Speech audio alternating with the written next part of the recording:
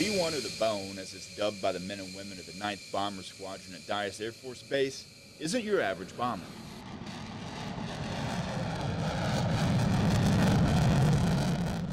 When it takes flight, the ground shakes, and insides rattle from the sheer power that's produced by the 4 afterburner jet engines. It's kind of like a hot rod. It smooths out once you get in the air, and it flies fantastic. Originally designed to carry nuclear bombs, those capabilities were stripped in the 90s. Just because it's not nuclear though, don't make the mistake, it can't bring a world of hurt. It can drop nearly 48,000 pounds of these bad boys. The B-1 can carry the largest guided and unguided conventional payload in the United States inventory. Echo, that's his call sign, is an aircraft commander on the B-1. He gets to do the cool job of flying these jets.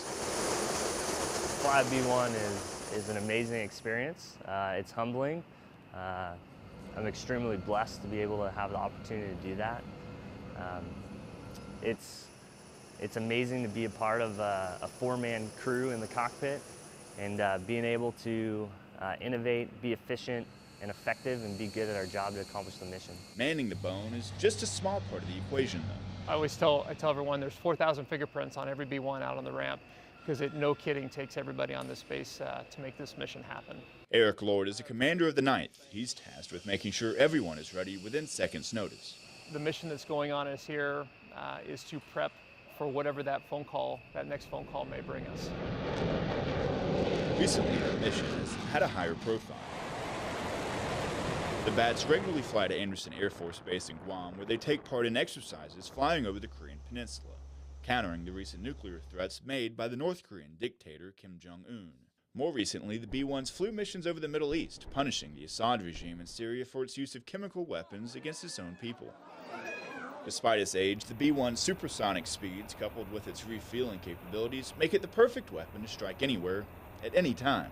So if I'm a bad guy, I probably don't sleep very easy some nights, knowing that an all-weather capable bomber like the B-1 could take off and reach out and touch anybody anywhere in the world.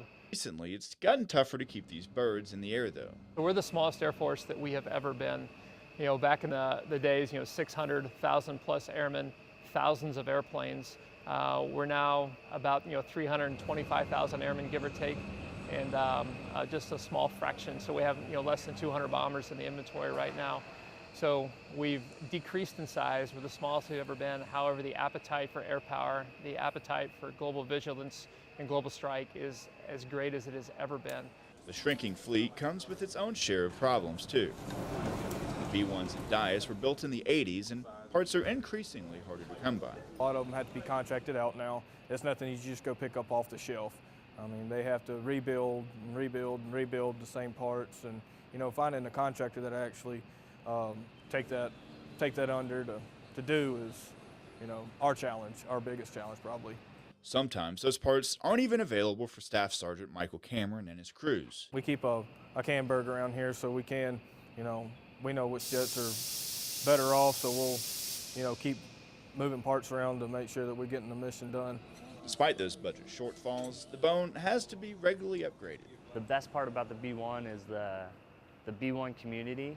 Not only are they have high levels of work ethic, but they're extremely effective at what they do. They innovate, and we're going to continue to fly the B-1 for as long as they allow us to, and be effective and accomplish the mission that calls for. And as we continue to get upgrades, we're going to be more effective and more efficient and more lethal than ever before. And while the men and women at Dyess ensure the mission goes on, the commander says if it weren't for the people of Abilene, their success would be marginal. What makes this mission out here so successful is the city of Abilene, the community, West Texas at large. This is about the 5th place I've been stationed, and hands down, this is the best relationship I've seen between the military and the local community. The future of Dyess doesn't end with the B-1. The folks here are betting on bringing the new B-21, which will secure the base's prominence for years to come. At Dyess Air Force Base, Austin Kemker, Fox 34 News at 9.